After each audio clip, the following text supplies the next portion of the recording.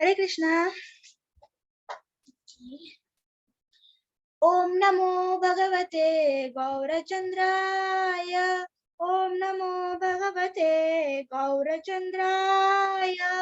ओम नमो भगवते गौरचंद्राय।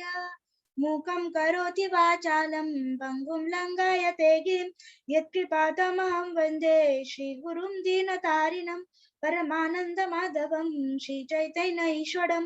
हरि ओम तत्सत्। हरे कृष्णा कृष्णा कृष्णा हरे हरे, हरे राम राम राम हरे हरे। नमो ओम विष्णुपादाय कृष्णप्रेष्ठाय भूतले श्रीमते भक्तिवेदांत स्वामिनिधि नामिने। नमस्ते सरस्वती देवे गौरवाणी प्रचारिणे निर्विशेष शून्यवादी पश्चात देश तारिणे। हरे कृष्णा। आज हम लोग गौर कथा डे 3, ठीक है। ओके, तो अभी लास्ट क्लास में हम लोगों ने बहुत सारे टॉपिक्स कवर किए थे। अगर हम लोग एक लाइन में बताए कि महाप्रभु कैसे अभी संन्यास लेने के पश्चात वे अभी पुरी की ओर प्रस्थान किए हैं और वो अभी पुरी में पहुंच गए हैं, जगन्नाथपुरी, ठीक है। तो बहुत लोग पूछते हैं, ये हम लोग ने पहले भी डिस्कस किया था, फिर भी मैं रिपीट करती हूँ, भला हम लोग पुरी क्यों बोलते हैं? हम लोग भला धाम को, वैष्णवों को पुरी क्यों बोलते हैं? पुरी, एक तो होता है खाने का पुरी, दूसरा होता है पुरी, जगन्नाथपुरी, द्वारकापुरी, हम लोग पुरी बोलते हैं। पुरी हम लोग इसलिए बोलते हैं जहां पर परम पुरुष भगवान रहते हैं, उसको, उस जगह को हम लोग बोलते हैं पुरी, जगन्नाथपुरी, पुरी।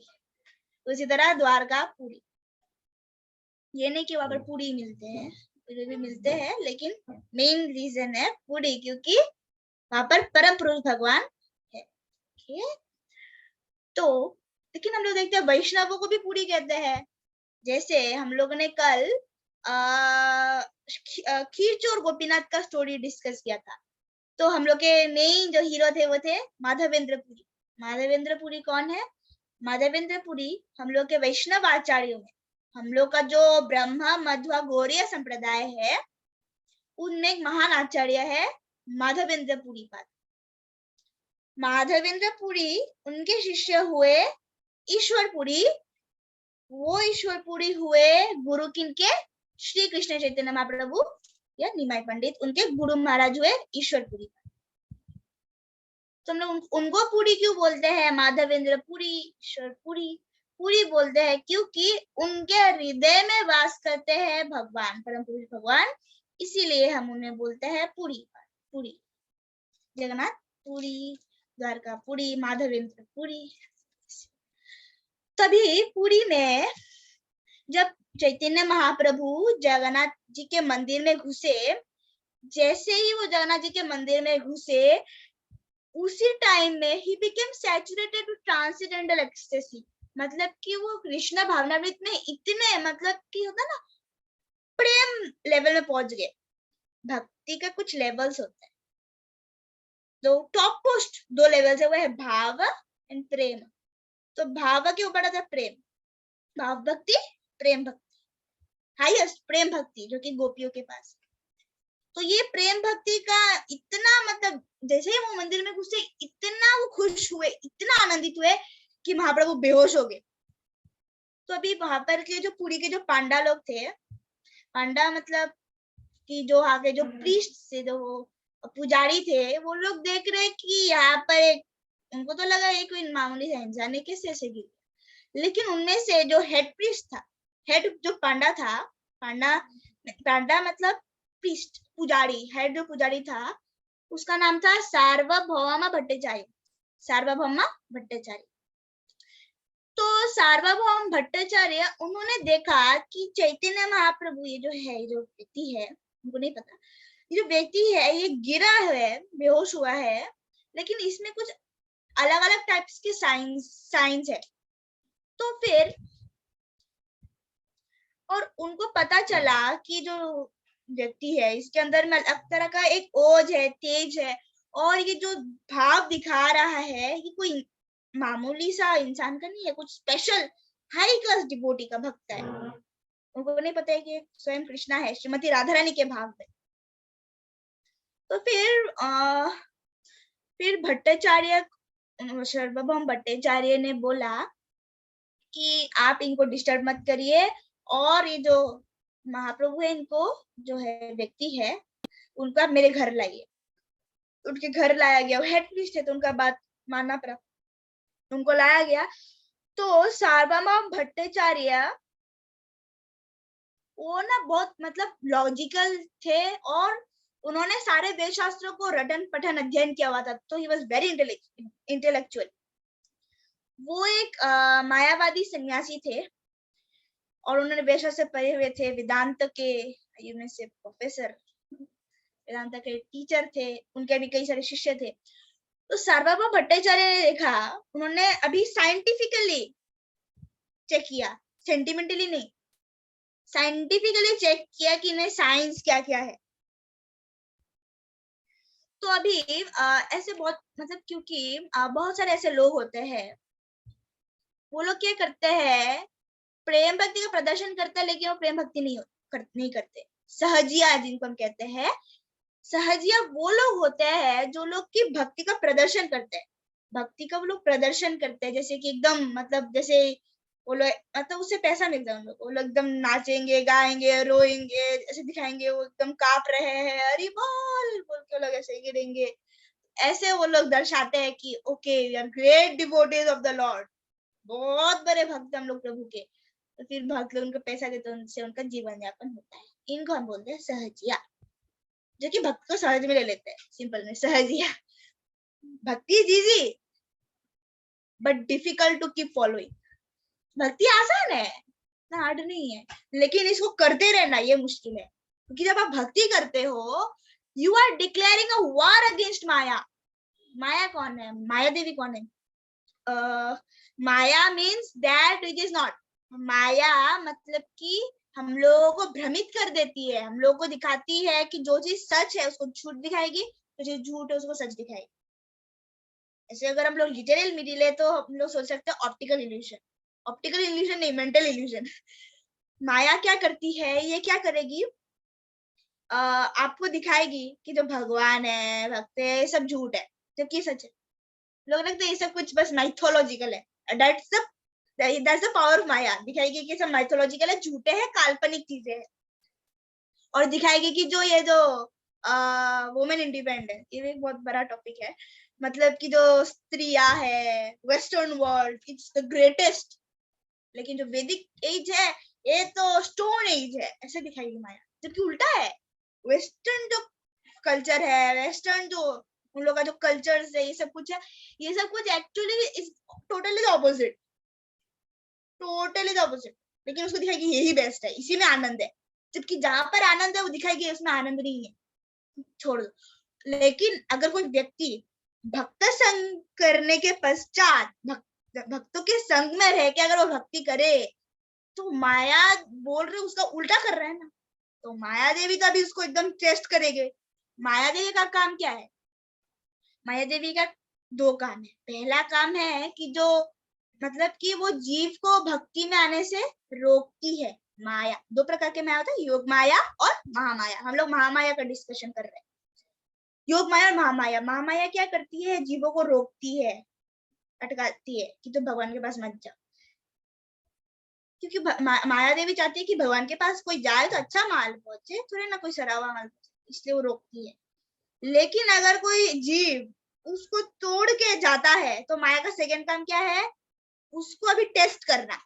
गया, अच्छा बंदा है, गया अभी, लेकिन इसको टेस्ट करना है, टेस्ट करना। First test, second test, third test, test करेगी माया आपको, हर स्टेप में टेस्ट करेगी, ताकि आप एकदम स्ट्रांग होके कृष्ण के पास पहुंचो और बहुत विनम्र होके। तो माया देवी शी टेस्ट,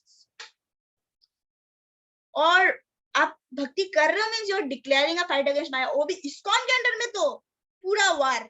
और हम लोग के सेनापति भक्त श्रील प्रभुपाद, हम लोग के सेनापति है श्रील प्रभुपाद, उनके अंडर में रहना है, उनके अंडर से बाहर नहीं जाने, प्रभुपाद जी के अंडर में रहना है और अच्छे से भक्ति करना है। So we have to be careful. Maya is very dangerous. माया को मत समझना है माया तो कुछ भी नहीं है. जब आप सोचोगे कि माया तो कुछ भी नहीं है, मतलब कि आप माया में हो. अगर आप बोलो Maya is nothing in front of me, मैं कितना अच्छा भक्त हूँ, मीन्स आप माया में हो. माया एहसास करवाती है, देखो ना मैं तो कुछ भी नहीं, नथिंग. लेकिन देखो देखो तुम कितने अच्छे भक्त हो, तुम सुबह 4:30 बजे 3:30 बजे उठते हो, तुम 16 माला जाप करते हो, ऐसा भक्त कहाँ मिलेगा. माया देवी ऐसा एहसास दिलाती है भक्त को, फिर भक्त को बोलता है हाँ मेरे जैसा भक्त और कहीं नहीं है. फिर माया अपना चाल चलती है, फिर वो गिर जाएगा. फिर वो मंगलाती मारना बंद कर देगा. अरे मैं तो अच्छा भक्त, तो 3:30 क्या 4:30 बजे उठने से भी कोई प्रॉब्लम है, आई एम वेरी फास्ट. माया देवी ऐसा एहसास दिलाती है, फिर वो धीरे धीरे भक्ति से दूर होना शुरू होता है. अगर वो माया का बात को नहीं सुन के भक्तों के संग में रह के गुरु के शरणागत रह के अच्छे से वो भक्ति को पकड़ के रहेगा, प्रभुपाद जी के चरणों को पकड़ के रहेगा, then he can cross this material ocean. ये जो भौतिक दुनिया का जो सागर है, वेरी डेंजरस. कितने सारे सुनामी वेव्स इसे हिला डुलाते, लेकिन अगर आपने इसको ये जो भक्ति का रस्सी है इसको अच्छे से पकड़ के रखा है ना, देन ये सब जो वेव्स है माया के आपको हिलाएंगे डुलाएंगे. लेकिन अगर आप पकड़े रहे तो प्रभुपाद जी आपको खींचते रहेंगे, and then you will return to Goloka. Maya is very dangerous. So भक्ति इतना इजी नहीं है. भक्ति इज इजी लेकिन डिफिकल्ट टू फॉलो. जैसे प्रभुपाद जी कहा करते थे, अगर कोई व्यक्ति भक्ति में आता है फिर चला जाता है, डोंट बी एस्टोनिश्ड. चक्के तो नहीं हो ना, भक्ति तो इतना इजी नहीं है फॉलो करने के लिए. इजी है बट कंटिन्यूअसली फॉलो करना इजी नहीं. लेकिन अगर कोई व्यक्ति टिक जाए, बी एस्टोनिश्ड. ये तो व्यक्ति तो टिक गया भक्ति में. देखो हम लोग के क्लास में भी सेम है. बहुत सारे भक्त है, they are also devotees, not that they are not devotees, लेकिन क्लास में जुड़े नहीं रह सके, कुछ ही जुड़े रह सके. वो आप लोग स्टार्टिंग क्लास है तो हम लोग ने जो शुरू किया था उसमें से बहुत लोग आए गए, लेकिन जो टिके रहे, आई एम एस्टोनिश्ड, आप लोग टिके रहे भक्ति में. Means Srimad Bhagavatam is attracting you. बाकी को अट्रैक्ट नहीं किया, आपको अट्रैक्ट किया. Means you are so great. आपको अपना जय जयकार करना चाहिए. मैं आपका करूंगी. ओके, हरि बोल. तो भक्ति में टिका रहना मुश्किल है, भक्ति में जुड़ना इज वेरी इजी. प्रसादम लो, नाचो गाओ, टिके रहना वेरी डिफिकल्ट. तो सहजिया लोग क्या करते, वो लोग दर्शाते कि oh we are very great devotees of the lord. हम लोग बहुत शुद्ध भक्त है. उन लोग के अंदर में भाव नहीं है, लेकिन दिखाएंगे कि भाव है. लोग उलट पुलट होंगे, रोएंगे, जैसे एक्टिंग करेंगे, ऐसा वो लोग एक्टिंग करते हैं. ऐसा कुछ नहीं होता उन लोग के अंदर में. तो इन लोगों को बोलते सहजिया.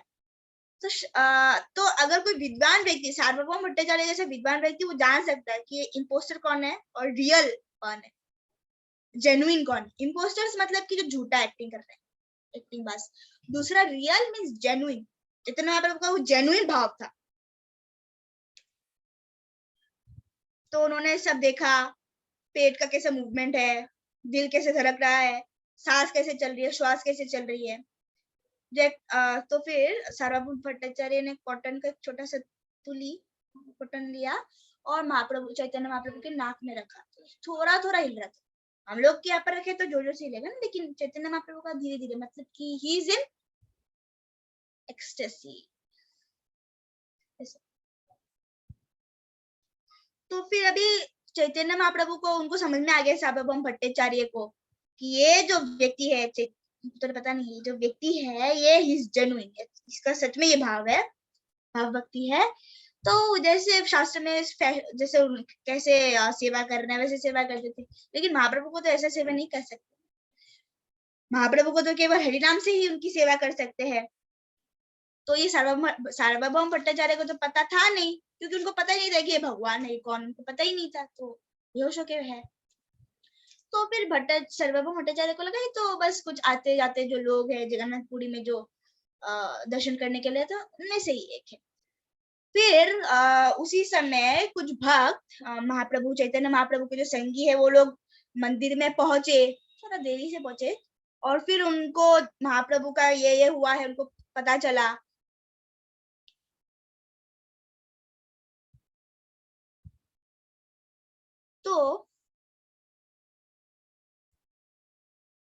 तो इनमें से एक जो जगन्नाथ मंदिर में दर्शन के लिए आया था, वो ना गोपीनाथ आचार्य को जानता था, जो कि गदाधर पंडित को जानते थे। गोपीनाथ आचार्य ये गदाधर पंडित को जानते थे। पंचतत्व में गदाधर पंडित आता है, जो कि श्रीमती राधा रानी है। गोपीनाथ आचार्य ये सार्वभौम भट्टाचार्य के बहनोई पर है। सार्वभौम भट्टाचार्य के बहनोई, ऐसे मतलब गोपीनाथ आचार्य के बहनोई हुए सार्वभौम भट्टाचार्य। तो सारे जो व्यक्ति थे पार्टी के, मतलब चैतन्य महाप्रभु के संगी थे, नित्यानंद प्रभु, गदाधर पंडित ने सबका इंट्रोडक्शन गोपीनाथ आचार्य को दिया। फिर गोपीनाथ आचार्य ने सभी भक्तों को वो चैतन्य महाप्रभु के पास लेके गए। फिर सभी जो वहां पर जो थे चैतन्य महाप्रभु के जो भक्त, जो परिषद संगी सब थे, वो लोग जोर जोर से हरि नाम उन्होंने शुरू कर दिया। हरे कृष्णा कृष्णा कृष्णा हरे हरे राम राम राम हरे हरे, जोर से कीर्तन शुरू कर दिया। उसके बाद फिर चैतन्य महाप्रभु को होश आया। फिर सार्वभौम भट्टाचार्य ने सबका स्वागत किया, नित्यानंद प्रभु भी थे। और उसके बाद फिर उनको कहा कि फिर सभी जो थे वहां पर चैतन्य महाप्रभु के साथ, वो लोग स्नान के लिए गए। और फिर सार्वभौम भट्टाचार्य ने उनके रहने के लिए स्थान काशी मिश्र के घर में उनका, कि वहां पर उनका सेवा होगा, वहां पर उनका सब कुछ अरेंज कर दिया। और फिर गोपीनाथ आचार्य, जो कि उनके बहनोई थे, उन्होंने भी सहायता की। अभी गोपीनाथ आचार्य चैतन्य महाप्रभु के भक्त थे, तो चैतन्य महाप्रभु भगवान है ये वो शास्त्रों के लाइट से, मतलब कि शास्त्रों को क्योट करके बोल रहे हैं सार्वभौम भट्टाचार्य की चैतन्य महाप्रभु इज कृष्णा। सार्वभौम भट्टाचार्य भी शास्त्रों को क्योट करके बोल रहे हैं कि चैतन्य महाप्रभु इज नॉट कृष्णा। अभी ये दोनों एकदम लगे हुए हैं। सार्वभौम भट्टाचार्य बोल रहे हैं ऐसे कैसे हो सकता है, ऐसे कैसे हो सकता है। गोपीनाथ आचार्य बोल रहे हैं ऐसे कैसे नहीं हो सकता है। पूरा एकदम उन लोगों ने डिबेट किया। तो भगवान जब अवतरित होते हैं वो शास्त्र में लिखा रहता है। ये नहीं कि कोई ऐसे बोल दे, जैसे कि भक्तिविनोद ठाकुर के समय में फाल्गुनी बाबा एक थे विशाखी सेठ, वो अपने आप को भगवान बोल देते कि मैं भगवान विष्णु। और उसने 2 व्यक्तियों को अपॉइंट किया हुआ था सेक्रेटरी, उनको बोला ये ब्रह्मा शिव, हम तीनों है भगवान, यार गॉड, ऐसे बोल के वो अपने आप को प्रचार करता था। लेकिन चैतन्य महाप्रभु ने कभी भी अपने आप को कृष्ण नहीं बोला। समटाइम्स ही शोड, कभी कभार, और वो भी कभी किसी को, सबको नहीं, किसी को दिखाया उन्होंने। जैसे एक थे सार्वभौम भट्टाचार्य, बाद में जाके रामानंद राय ऐसे। तो फिर लेकिन ऐसे कुछ लोग होते हैं, वो लोग अपने को भगवान बोलते हैं कि I am God worship me. वो लोग जादू टोना कर देंगे, आपको ठीक कर देंगे। लोग भगवान नहीं होते, इन लोग के पास कुछ जादू रहता है, ओके फाइन, लेकिन ये लोग भगवान नहीं होते। They are not Krishna, not god. जब तक शास्त्र में लिखा नहीं है कि ये पार्टिकुलर भगवान का अवतार आएंगे, तब तक वो मतलब शास्त्रों में जो लिखा है वही सत्य है। शास्त्र में लिखा है बुद्धदेव आएंगे और वो आए, हम लोग उसके ऊपर डिस्कस करेंगे, उसका टॉपिक आएगा, हम लोग डिस्कस करेंगे। भागवतम में ही है, फर्स्ट कैंटो में ही है। तो भगवान के अवतार सब कुछ शास्त्र में लिखे जा चुके हैं, एंड अकॉर्डिंग टू दैट भगवान अवतार लेते। भगवान जब टाइम होता है तब वो अवतार लेते हैं। परित्राणाय साधुनां विनाशाय च दुष्कृतां धर्म संस्थापनार्थाय संभवामि युगे युगे। तो उसके बाद फिर अभी पता चला कि जो सार्वभौम भट्टाचार्य भी नवद्वीप के एरिया से आए थे, और चैतन्य महाप्रभु की जो माता थी सची माता, उनके जो पिताजी थे, मतलब चैतन्य महाप्रभु के जो दादाजी थे वे थे नीलांबर चक्रवर्ती। तो पता चला कि सार्वभौम भट्टाचार्य के जो पिताजी थे वे नीलांबर चक्रवर्ती के फ्रेंड थे, मींस क्लासमेट थे। तो सार्वभौम भट्टाचार्य चैतन्य महाप्रभु के पिता समान हुए। तो फिर चैतन्य महाप्रभु को उन्होंने एकदम अपने पुत्र समान प्रेम दिया। वैसे तो देखा जाए तो सार्वभौम भट्टाचार्य बहुत सारे सन्यासियों के प्रोफेसर थे शंकराचार्य के संप्रदाय में, और वो खुद भी शंकराचार्य संप्रदाय से ही थे। श्रीपाद शंकराचार्य, उन्होंने अद्वैतवाद का प्रचार किया, मतलब कि हम और भगवान एक, यही प्रचार किया। मायावाद तो बाद में आया, अद्वैतवाद ये लोग कुछ थे, इन लोगों ने अद्वैतवाद का एडल्टरेटेड फॉर्म निकाला।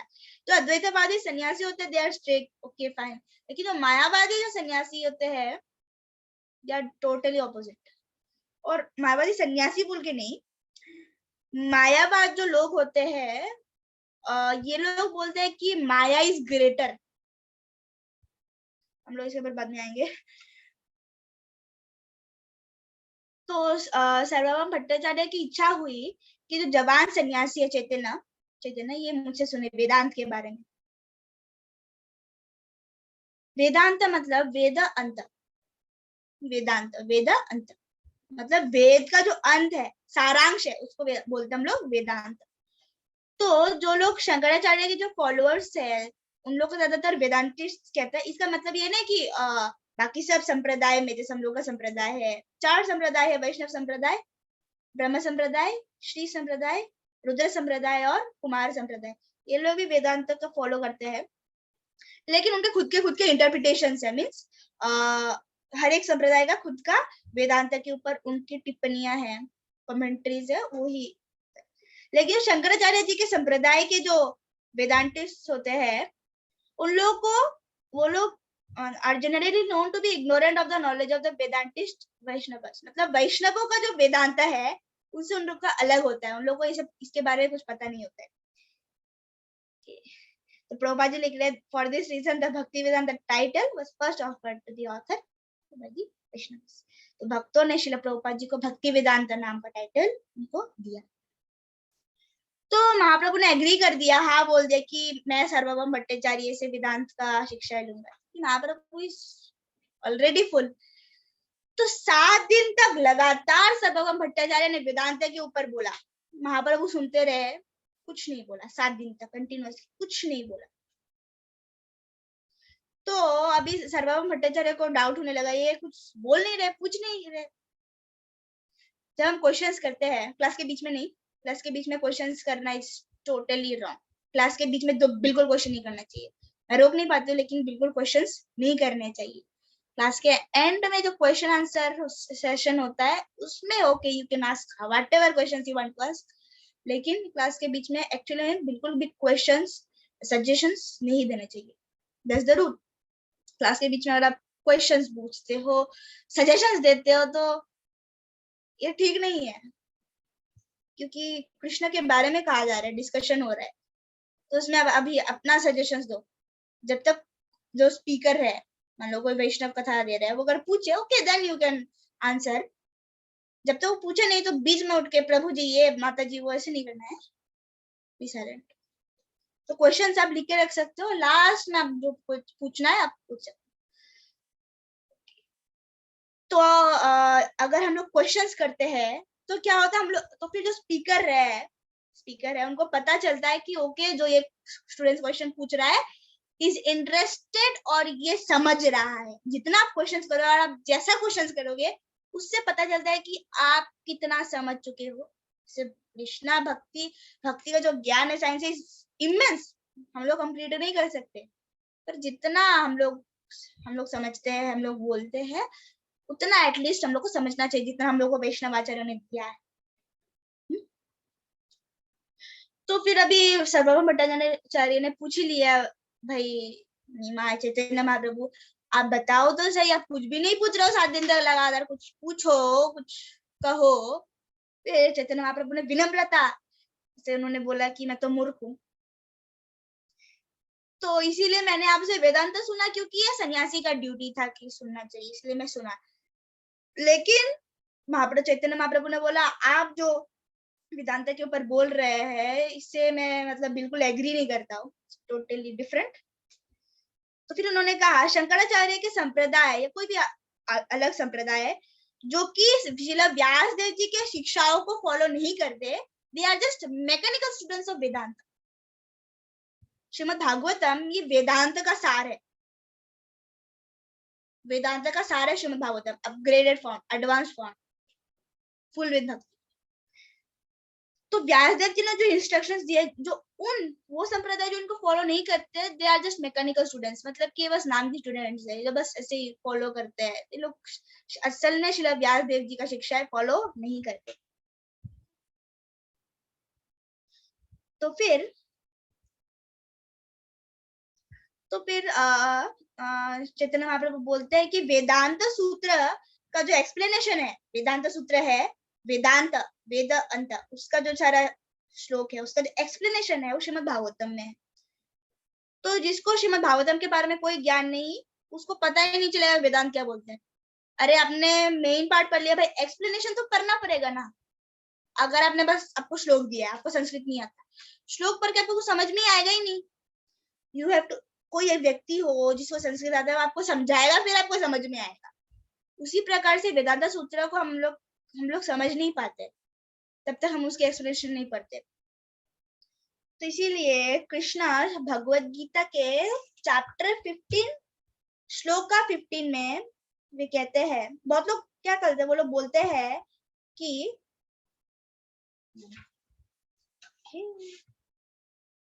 हम लोगों को तो बस वेद पढ़ने चाहिए, ये जो पुराण है ये सब तो नहीं पढ़ने चाहिए हम लोगों को। और वो लोग बोलते हैं कृष्णा, ये जो कृष्णा है is just historical person. But Krishna क्या बोलते हैं, सर्वस्य चाहं हृदि सन्निविष्टो मत्ता स्मृतिर्ज्ञानमपोहनं च वेदैश्च सर्वैरहमेव वेद्यो वेदान्तकृद्वेदविद् एव चाहम्। मने कृष्ण कहते हैं कि मैं सबके हृदय में रहता हूँ, सर्वस्य चाहं हृदि सन्निविष्टो, मैं सबके हृदय में रहता हूँ, मत्तः स्मृतिर्ज्ञानम अपोहनं च, मुझसे आता है याद, ज्ञान और भुलक्कड़। मतलब कि अगर परमात्मा रूप में कृष्ण चाहे कि आपको वो चीज याद आ जाए तो आपको याद आएगा। अगर आपको ज्ञान लेना भी होता है तो भी परमात्मा कृष्ण की कृपा की आवश्यकता होती है, तभी आप ज्ञान ले पाओगे। और भुलक्कड़ता, भूल जाना, हम लोग अभी क्या होता है ना, हम भूलना नहीं चाहते, भूल जाते हैं। ये सब भी भगवान करते हैं। कृष्ण सिंह वेदैश्च सर्वैर अहमेव वेद्यो, वेदा को पढ़ के समझना क्या है, कृष्ण को समझना है। बहुत लोग वेद पढ़ते हैं, चतुर्वेदी, त्रिवेदी, द्विवेदी वेद पढ़ते हैं। अगर हम पूछे वेद का सार क्या है, वेद का सार, वेद में तो बहुत कुछ लिखा है। अरे भाई वेद का सार क्या है, कृष्ण गीता में बोल रहे हैं वेदैश्च सर्वैर अहमेव वेद्यो, मतलब कि वेद पढ़ते हो इसीलिए ताकि मुझे समझ सको। Okay, indeed I am the compiler of Vedanta, Vedanta कृत वेद विद एव चाहम, मतलब कि वेदांतों को मैंने लिखा है। बहुत लोग बोलते हैं कि वेद भगवान ने बोला है, जो पुराण है ये सब कुछ तो इंसान ने लिखा है। भाई कौन से इंसान ने लिखा है, व्यासदेव जी। ओके, व्यासदेव जी ने वेदांत लिखा है। लेकिन कृष्ण कहते हैं I am the compiler of Vedanta, Vedanta तो मैंने लिखा है। क्योंकि Vyasadev ji is incarnation of Krishna, Krishna ही लिख रहे हैं। शाक्तावेश अवतार, कृष्ण ने अपनी शक्ति दी है व्यासदेव जी के अंदर। And I am the newer of the Vedas, और मुझे ही सारे वेद पता है, मुझसे ही वेद आते हैं। 4 वेद है, ऋग्वेद, सामवेद, यजुर्वेद, अथर्ववेद। तो भट्टाचार्य उनको ना, मतलब उनको समझ में आने लगा कि चैतन्य महाप्रभु क्या बोल रहे हैं। तो इसीलिए फिर उन्होंने पूछा कि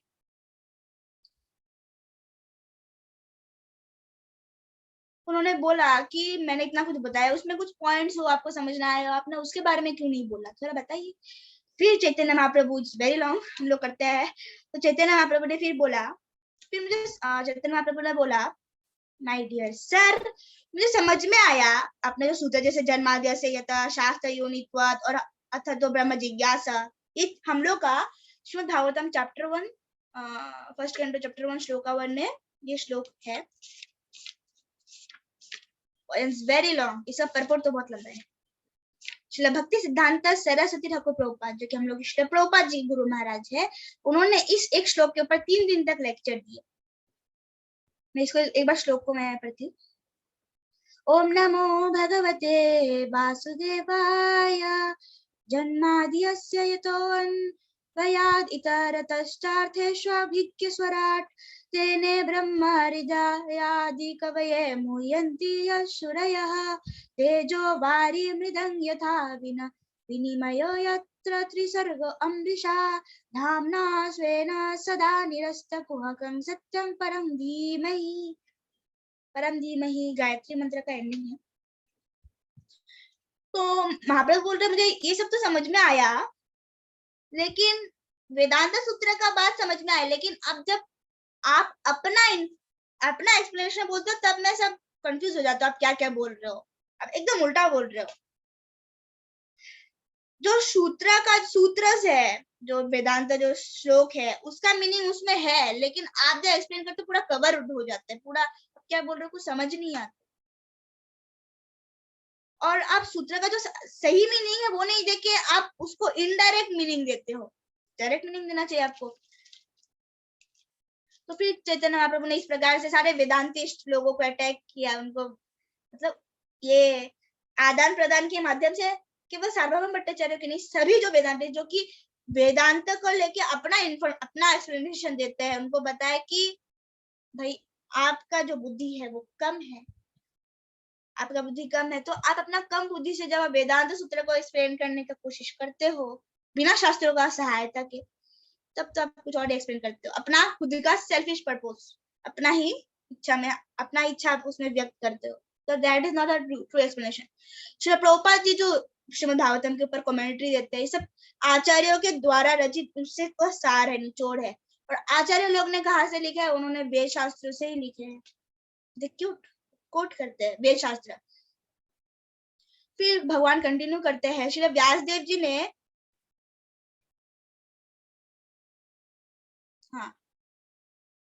So Vyasdeva has summarized the direct meanings of the mantras in the Upanishads in the Vedanta Sutra. Vedanta Sutra में सारे मंत्रों का सार उन्होंने दिया है, लेकिन अभाग्यवश आप उनका डायरेक्ट मीनिंग नहीं लेते हैं, आप उनको अलग तरीके से समझाते हैं।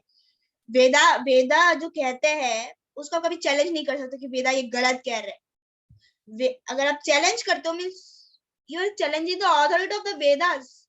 वो वेदा जो कि ब्रह्मा के चतुर्मुख से निकले हैं, कृष्ण के मुख से जो वेद निकले उनका आप चैलेंज कर रहे हो। वेद जो कहता है that's the sum and total, that's the truth, उसके अलावा कुछ हो ही नहीं सकता। तो जैसे कि वेद में आता है कि जो शंख है और गोबर है, गो माता का जो गोबर है, ये दोनों देखा जाए तो जीवों का हड्डी और मल है, लेकिन क्योंकि वेद कहता है कि ये शुद्ध है, इसलिए लोग इसको मानते हैं कि ये दोनों शुद्ध है। देखा जाए तो गोबर में एंटीसेप्टिकल प्रॉपर्टीज होते हैं, इसीलिए गोबर से जब आप घर में से थोपते, घर में आप पूरा देते हो तो उसे मच्छर नहीं आते और घर शुद्ध होता है। देखा जाए तो ये एक पशु का मल है, गोमाता ऐसा पशु में काउंट नहीं होती है, गोमाता शी इज डिवाइन, लेकिन देखा जाए तो ये मल है, लेकिन हम वो लगाते वही चीज शुद्ध करता है। तो कोई लोग क्वेश्चन कर सकते हैं, भाई अगर गोबर शुद्ध है तो फिर शुद्ध ब्राह्मण का मल क्यों शुद्ध नहीं होगा? अरे आप ऐसे चैलेंज कैसे कर सकते हो? वेद में लिखा है केवल गौ माता का गोबर ही शुद्ध है, ओनली दैट इज प्योर, बाकी चीजें नहीं। तो वेद जो कहता है that's the end.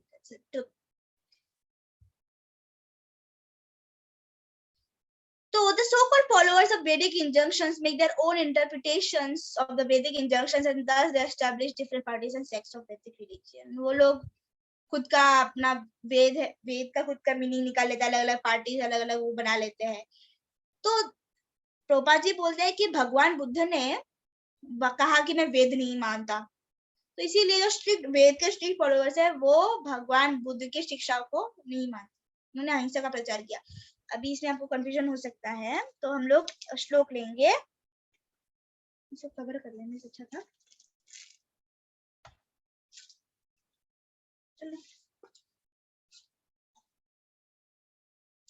Shrimad Bhagavatam आपके पास है तो निकाल सकते हो।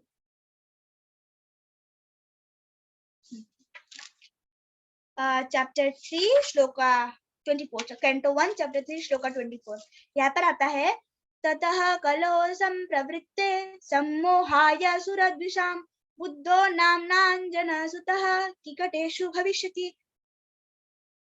मतलब कि श्रील सुत गोस्वामी यहाँ पर ऐलान करते भागवतम में बुद्धदेव के बारे में कि कलयुग के स्टार्टिंग में भगवान बुद्ध के रूप में आएंगे, अंजना के पुत्र रूप में, गया नाम की जगह में, पहले उसका नाम किकटेशु था, just for the purpose of deluding those who are envious of the faithful theist. वो लोग जो कि भक्तों के प्रति ईर्ष्या करते हैं, उनको सम्मोहाया, उनको मोहने के लिए, उनको कहीं और मोड़ने के लिए वो आएंगे।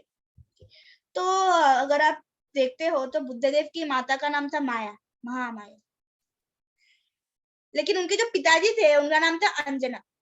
माया देवी के जो पिताजी थे, बुद्धदेव की जो माता थी उनका नाम था माया, उनके जो पिताजी थे उनका नाम था अंजना। तो अंजना के जो बेटी है अंजना, जैसे कृष्णा कृष्णा कृष्णा द्रौपदी का नाम, कृष्णा अर्जुन जी का भी नाम है, उसी प्रकार से अंजना, अंजना की बेटी अंजना। ओके, ऐसे। तो भगवान बुद्ध जो कि अंजना के पुत्र होंगे, वो गया में उनका अवतरण होगा और आएंगे तो उन लोगों को भटकाने के लिए, जो लोग की भक्तों से फेथफुल थी, भक्तों से ईर्ष्या, सुरा दुषम मतलब कि सुर जो लोग है, सुर पर्यायवाची शब्द, सुर मीन्स देवता, असुरा मीन्स राक्षस। सुरा जो लोग है मतलब कि जो लोग भक्त है, डेमिगॉड मेंटालिटी के है, उन लोग से तो दूषा जो ईर्ष्या करते उनको सम्मोहया, उन लोग को मोहने के लिए, उनको भटकाने के लिए। तो प्रभुपाद जी लिखते हैं कि पहले क्या हुआ करता कलयुग में, कलयुग अभी चल रहा है, मतलब कलयुग का स्टार्टिंग में इतना खड़ा भारत हो गया था, लोग वेदशास्त्र के नाम पे अश्वमेध यज्ञ, गोमेध यज्ञ करते थे, लेकिन यज्ञ करते भी थे तो मांस खाने के लिए। अश्वमेध यज्ञ गोमेध यज्ञ में क्या होता है, हम लोग पशु का बलि देते हैं, लेकिन उस पशु को एक नया देह प्राप्त होता है, ये नहीं कि वो मर जाता है, उसको नया देह प्राप्त होता है, एक जवान देह प्राप्त होता है। ये भी कृष्ण चैतन्य महाप्रभु एक्सप्लेन करने जा रहे हैं। तो अभी सब लोग मतलब प्रैक्टिकली यज्ञ के नाम में सब लोग एनिमल किलिंग, जानवरों को मारने में चले थे, इतना खराब हालत हो गया था। तो भगवान बुद्ध जीवों के प्रति, पशुओं के प्रति दयालुता के कारण उन्होंने बोला कि मैं ये वेद फॉलो नहीं करता, और फिर उन्होंने समझाया कि ये एनिमल किलिंग से क्या क्या बुरा होता है, सब कुछ उन्होंने समझाया।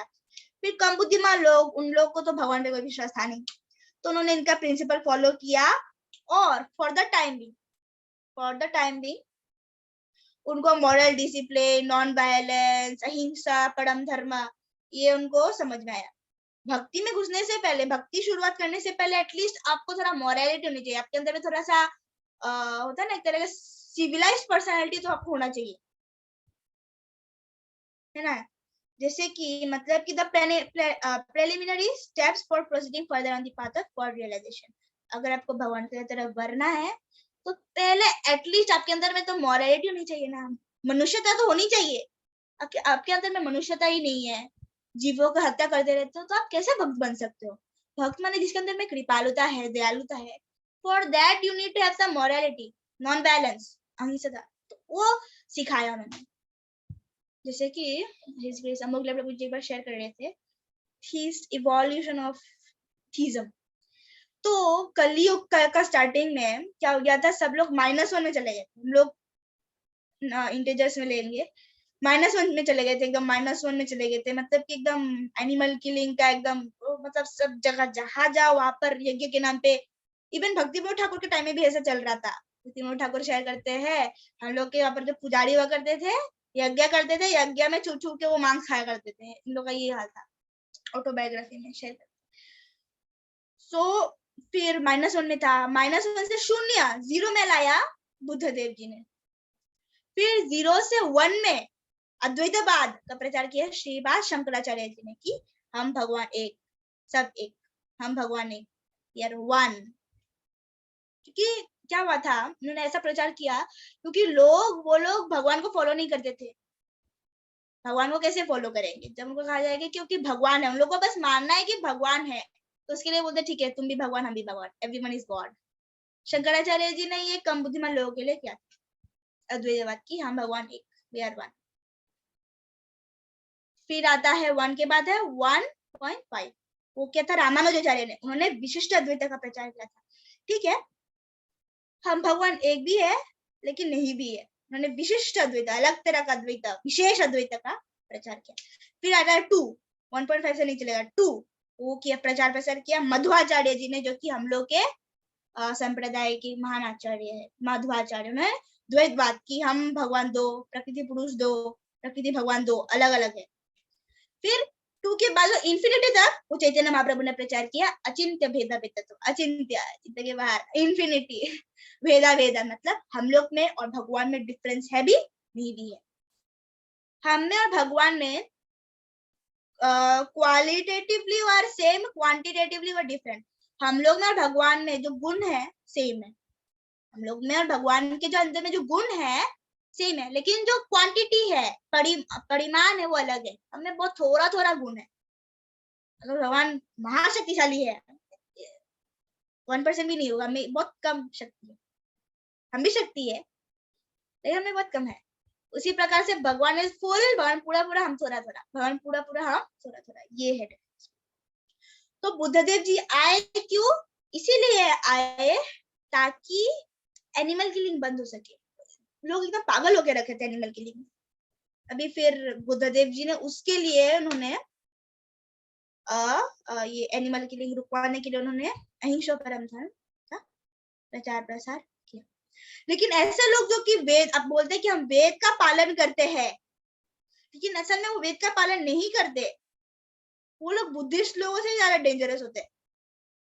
बुद्धिस्ट लोगों का तो ये करे थे कि हम लोग वेद को नहीं मानते जी, ठीक है, लेकिन जो वेदा जो फॉलो करते हैं, सो कॉल्ड फॉलोअर्स, वेद के नाम पे कुछ और ही प्रचार करते हैं, उन लोग, वो लोग ना वो लोग वेद को मना करते हैं, लेकिन इनडायरेक्टली वो लोग वेद में जो लिखा गया है उसको डिसो भी करते हैं।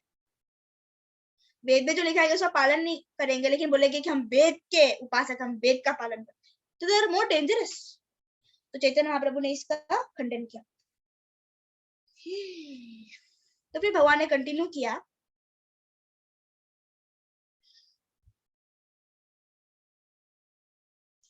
तो चैतन्य महाप्रभु बोल रहे हैं कि वेद में जो सब कुछ जो लिखा गया है वो इज टोटली एक्सप्लेन, वेद में जो लिखा गया सब कुछ एक्सप्लेन किया गया है। अगर कोई मूर्ख जीव इसको अपने तरफ से एक्सप्लेन करने की कोशिश करेगा, जैसे गीता के ऊपर कितने सारे लोगों ने कमेंट्री लिखे है, मैं एग्जांपल नहीं लूंगी, जो व्यक्ति है इन्होंने, मतलब भगवान ने बोला मन मन भाव मत भक्तो मध्याजी मम नमस्कुरु, ये श्लोक है, इसके ऊपर उन्होंने लिखा, नीचे लिखा कि कृष्णा ये बोल रहे हैं कि मुझे सरेंडर करो, मैं अपना मन मुझ में दो। ये भगवान नहीं बोल रहे हैं, भगवान के अंदर जो भगवान के अंदर में जो लाइट है वो बोल रही है। तो मूर्खता हुआ, कृष्ण ने तो नहीं बोला अर्जुन को, ये अर्जुन मेरे अंदर में जो लाइट बैठा हुआ है वो बोल रहे हैं। कृष्ण ने इसका बोला ही नहीं है, लेकिन ये लोग खुद का मति लगाते हैं, खुद का एक्सप्लेनेशन देते हैं कि ओके कि भगवान नहीं बोल रहे, भगवान के अंदर बैठा जो व्यक्ति है वो बोल रहे। Totally absurd, weird। कृष्ण जो बोल रहे हैं वो फॉलो नहीं करें, कृष्ण जो बोल रहे हैं उससे एकदम ऑपोजिट। कृष्ण नहीं बोल रहा, कृष्ण के अंदर जो लाइट बैठा हुआ वो बोल रहे हैं, डॉक्टर राधा कृष्ण। सो ऐसे जो मूल व्यक्ति है ये लोग वेदों का खुद का एक्सप्लेनेशन देंगे, जो कि वेद का जो असली मीनिंग है उसका एकदम ऑपोजिट होता है। So that's totally wrong. तो चैतन्य महाप्रभु एग्जांपल देते हैं, जैसे वेदांत सूत्र सूर्य समान है, लेकिन सूर्य को ढकता कौन है? मूर्ख लोगों के एक्सप्लेनेशन को ढक देता है। तो हम लोग को वो ढका हुआ नहीं, हम लोग को सूरज चाहिए, बादल नहीं चाहिए। इमेजिनेशन। तो वेद और पुराण ये दोनों सेम ही है, वेद और पुराण सेम पर्पस फॉलो करते हैं, तो दोनों भगवान को ही और ही दर्शाते हैं। जैसे कृष्ण भी बोल रहे वेदेश्च हम सर्वे, मतलब कि सारे वेदों का सार, वेद क्यों पढ़ते हैं? ताकि मुझे जान सके। इसके ऊपर भी चैतन्य महाप्रभु बोलेंगे। जैसे कि बहुत लोग बोलते हैं कि भाई हम वेद को मानते हैं, पुराण नहीं मानते, लेकिन वेद में, अथर्व वेद में 4 वेद है, उसमें से जो अथर्व वेद है 11वां स्कंद का 7वां अध्याय का 24वां श्लोक में आता है, रीत्या समने चंदनसी पुराणम जजुषसः उच्छिष्ट धीरे सर्व दिवि देव दिविषितः। मतलब कि जो ऋग्वेद, सामवेद, यजुर्वेद, अथर्ववेद ये भगवान से निकले हैं, साथ साथ में पुराण भी निकले हैं, छंदनसी पुराणम, पुराण भी निकले हैं, और सारे देवता जो स्वर्ग में वास करते हैं। तो अथर्ववेद में लिखा गया है। ओके, हम लोग श्रीमद् भागवतम से भी लेंगे। श्रीमद् भागवतम का 3रा स्कंद का 12वां अध्याय का 39 श्लोक, इतिहास पुराणानि पंचमं वेदमीश्वरः सर्वेभ्यः एव वक्त्रेभ्यः ससृजे सर्वदर्शनः। श्रीमद् भागवतम में आता है कि फिर भगवान ने पंचम वेद लिखा। पंचम वेद उन्होंने सृष्टि किया, जो पुराण और इतिहास माने महाभारत और रामायण, इनको हम बोलते हैं इतिहास। ठीक है, भगवान अपने सारे मुखों से उन्होंने then he created the fifth Veda, the Puranas and the histories from all his mouth, since he could see all the past, present and future। मतलब कि उसके पश्चात उन्होंने पंचम वेद निकाला, साथ में इतिहास निकाले अपने सारे मुखों से, क्योंकि वो सारा पास्ट, प्रेजेंट और फ्यूचर देख सकते। इतिहास, रामायण महाभारत, ये तो इतिहास है, हिस्ट्री है। जब तक रामायण महाभारत हुआ ही नहीं था, उन्होंने रामायण महाभारत भी।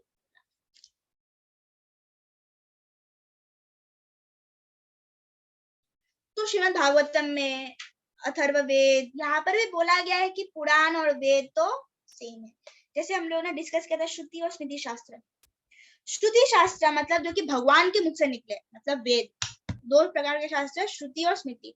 श्रुति मीन्स जो कि भगवान ने बोले हैं, स्मृति मीन्स याद करना। मतलब कि वेद जो है ये श्रुति में पढ़ते हैं, सुनना, वेद पढ़ते हो श्रुति में पढ़ते हैं, और पुराण और उपनिषद, इतिहास, ये सब पढ़ते हैं आपका स्मृति में। श्रुति स्मृति दोनों सेम है, दोनों ही भगवान से निकले हैं। श्रुति को एक्सप्लेन करने के लिए स्टोरीज के साथ, एनालॉजीज के साथ, वो सब उसका सप्लीमेंट्री, उसको है हम लोग को वेद शास्त्र समझने में जो हेल्प करते हैं वो होते हैं पुराण, इतिहास। मतलब स्मृति शास्त्र हम लोग को हेल्प करते हैं ताकि हम श्रुति शास्त्र को समझ सके और अच्छे से। तो दोनों सेम ही काम करते हैं, ये नहीं कि दो अलग अलग है, या स्मृति को स्मृति कम है, इंसान ने लिखा है, श्रुति बड़ा है कि वो भगवान ने बोला है। भाई अथर्ववेद में तो बोला है दोनों ही कृष्ण से निकले हैं, वो दोनों कृष्ण से निकले हैं। तो भगवान वो होता है जिसके अंदर में पूरा ऐश्वर्य है, पूरी शक्ति है, पूरा नाम, पूरा सुनाम है, पूरी सुंदरता है, पूरा ज्ञान है और पूरा वैराग्य। वैराग्य मीन्स रिनाउंसिएशन, मतलब कि आसक्ति नहीं होना। जैसे कि हम लोग होता है, हम लोग को आजकल तो बेस्ट आसक्ति है मोबाइल। हम लोग को मोबाइल से आसक्ति हो जाती है क्योंकि मेरा मोबाइल, अगर मोबाइल फट जाए या खो जाए कितना रोते हैं।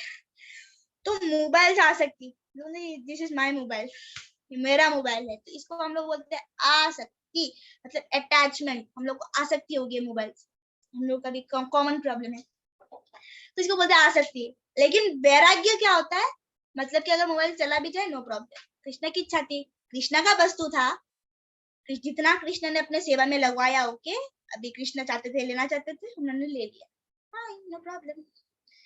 So that is vairagya. Oh, Krishna is the greatest renunciate. Such a greatest renunciate. जिसके अंदर पूरा ऐश्वर्य हो, शक्ति हो, सुनाम हो, सुंदरता हो, लाइट में तो सुंदरता नहीं होती है, ज्ञान हो और वैराग्य हो, ऐसा व्यक्ति क्या भला उनके अंदर में, उनका मतलब वो इम्पर्सनल कैसे हो सकता है? मतलब कि उनका कोई रूप नहीं है, रंग नहीं है, कुछ भाव नहीं है, जस्ट भगवान है, ओके, लाइट ही है भगवान। अगर हम भगवान से निकल के हम लोग के पास इतना सुंदर सुंदर शरीर है, सब सुंदर है, हम लोग के पास अच्छे अच्छे शरीर है, तो भगवान बड़ा लाइट होके क्यों रहेंगे? भगवान के पास भी कितनी सुंदर देह है, सुंदर है भगवान। देह और आत्मा में कोई डिफरेंस नहीं है कृष्ण का, इसीलिए तो हम लोग को मिला है। आप ऐसे नहीं बोल सकते हैं कि बेटा बाप बेटे पे गया है। अरे भाई, बेटा बाप पे गया है। Man is created after the image of God, मतलब कि भगवान ने सोचा कि इतने सारे तो जीव बन गए हैं, लेकिन एक भी ऐसा रूप नहीं जिससे वो लोग अच्छे से भक्ति कर सके, तो इसीलिए भगवान ने मनुष्य शरीर दिया है, तो हमें इसका सदुपयोग करना चाहिए। तो वेद शास्त्र में भगवान को निर्गुण कहा गया कि भगवान के अंदर में कोई गुण नहीं है, तो इसको लोग समझ लेते हैं निर्गुण मतलब कि जिसके अंदर में कोई क्वालिटीज ही नहीं, कैरेक्टरिस्टिक क्वालिटीज ही नहीं है, मतलब कि वो निराकार ब्रह्म है, निराकार, कोई आकार नहीं, इसलिए उनको निर्गुण कहा गया। सगुण मतलब जिसके अंदर में गुण है। तो निर्गुण सगुण, निर्गुण मतलब कि भगवान के अंदर में प्रकृति के 3 गुण, सत्वगुण, रजोगुण, तमोगुण भगवान में नहीं है। तो सत्वगुण क्यों नहीं? सत्वगुण हम लोग बोल सकते हैं, शुद्धता है सत्वगुण, सात्विकता सत्वगुण है।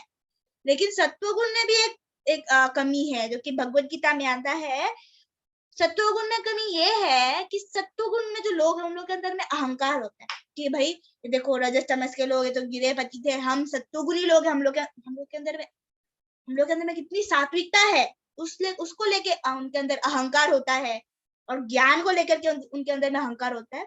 तो that's why they are in sattvaguna. सत्वगुण का ये कमी है।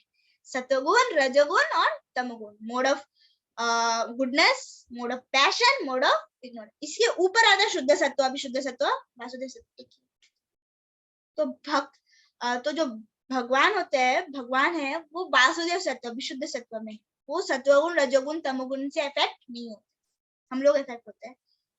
तो हम लोग के अंदर में सत्वगुण, रजोगुण, तमोगुण है। कभी सत्वगुण ज्यादा बढ़ता है, रजोगुण थोड़ा होता है, तमोगुण नहीं होता है। कभी तमोगुण ज्यादा होता है, रजोगुण थोड़ा होता है, सत्वगुण थोड़ा होता है। रजोगुण ज्यादा होता है, तमोगुण थोड़ा होता है, सत्वगुण थोड़ा होता है। हम लोग के अंदर में इरप्शन होता है। जैसे मतलब कि जिस पेड़ को, मान लो 3 पेड़ है, सत्वगुण, रजोगुण, तमोगुण, जिस पेड़ को हम ज्यादा पानी देंगे, धूप देंगे, वो ही ज्यादा बड़ा हो। एटलीस्ट भक्ति करने के लिए हम लोग को एटलीस्ट सत्वगुण ही तो होना चाहिए। तो इसलिए हम लोग को एटलीस्ट सत्वगुण कल्टीवेट करना चाहिए। धीरे धीरे हम शुद्ध सत्व में आ जाएंगे, बट एटलीस्ट हम लोगों को सत्वगुण एटलीस्ट हम लोग के अंदर में होना चाहिए। तो इतना लंबा है, बहुत लंबा है। तो आता है, वेद में आता है कि भगवान ने जब माया देवी के ऊपर दृष्टि दी, बहुत कितना दूर से, बहुत दूर से उन्होंने जब दृष्टि दी, तब जाके सृष्टि हुआ, क्रिएशन हुआ, तब जाके पृथ्वी बना, सब बना। जब भगवान ने देखा, जिसका आकार ही नहीं है वो देखेगा कैसे? सरीक्षतम, कैसे देखेगा वो जिसके अंदर में आकार ही नहीं, आंखें कैसे आएगा उसका? तो इस टोटली इलॉजिकल कि भगवान के पास कोई आकार नहीं है। भगवान के पास आकार है, और उनके सुंदर नेत्र है, सुंदर स्माइल है। लाइट की पूजा अर्चना करके हम लोग को क्या मिलेगा? जब तक हम लोग किसी सुंदर रूप के ऊपर ध्यान नहीं देते, हम लोग कैसे आनंद पा सकते? ओके।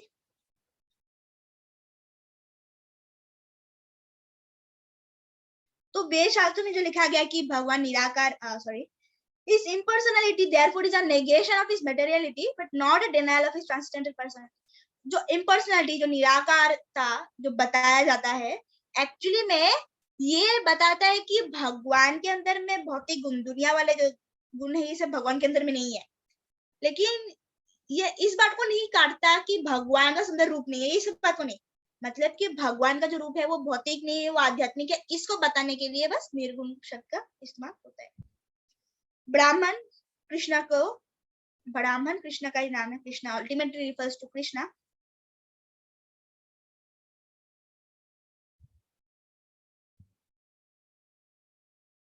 तो महाभारत पुराण लिखे गए ताकि हम लोग समझ सके वेद शास्त्र को। ओके, सो ब्रह्मा जी जब वो कृष्ण के प्रार्थना करते हैं, ब्रह्मा जी, तो वो कहते हैं कि नंदा बाबा, यशोदा मैया, उनके अंदर उनके जो भाग्य है उसका कोई लिमिट नहीं है कि स्वयं भगवान उनके रिश्तेदार, उनके पुत्र होके आए हैं। तो जब वैदिक मंत्र बोलता है कि भगवान के पास कोई पैर नहीं है, कोई हाथ नहीं है, फिर वो सबसे तेज आता है, सब कुछ भक्त जो उनको देते हैं सब कुछ वो ले लेते हैं, मतलब उनको भक्ति से जो अर्पित करते सब ले लेते हैं। मतलब कि इसके बाद जो स्टेटमेंट आता है ये समझाता है कि भगवान के हाथ पैर नहीं है, मतलब कि भगवान के हम लोग के जैसे हाथ पैर नहीं है, बट भगवान का दिव्य रूप। इसलिए ब्राह्मण कभी निराकार नहीं है, भगवान का आकार होता है, भगवान साकार है। लेकिन जब ऐसे मंत्र को हम इनडायरेक्टली समझते हैं तो हम लोग को लगता है कि भगवान तो निराकार है, लेकिन ऐसा नहीं है, ऐसा नहीं है। भगवान का रूप है वो सच्चिदानंद विग्रह, ब्रह्म संहिता 5th अध्याय, कि भगवान का जो रूप है वो सच्चिद आनंद। सच मतलब कि हमेशा, चिद मतलब ज्ञान, आनंद मतलब आनंद। तो भगवान का रूप है किसका बना हुआ है? भगवान के रूप में क्या है? एटर्निटी। भगवान का रूप हमेशा है, हम लोग का रूप थोड़ी देर के लिए है, भगवान का रूप हमेशा के लिए है। चिद मतलब कि भगवान का रूप ज्ञान से, हम लोग का अज्ञानता से बना है, भगवान का ज्ञान से बना है, नॉलेज। एंड आनंद मतलब भगवान के रूप में आनंद है। कृष्णा का और एक नाम आनंद है। आनंदाम बुद्धिवर्धनम बुद्धिपदम पूर्णामृत स्वादनम सर्वात्मा स्थापनम परम विजयते श्री कृष्ण संकीर्तनम। शिक्षाष्टकम है, हम लोग ये करेंगे लास्ट आए। ओके सो ये लंबा है इनका डिस्कशन। ब्राह्मण और ब्राह्मण मतलब मायावाद और हम लोग का वैष्णव, इन दोनों के बीच में डिस्कशन लंबा है, और दो पेज है, हम लोग ये कल करेंगे। ठीक है, हरे कृष्णा।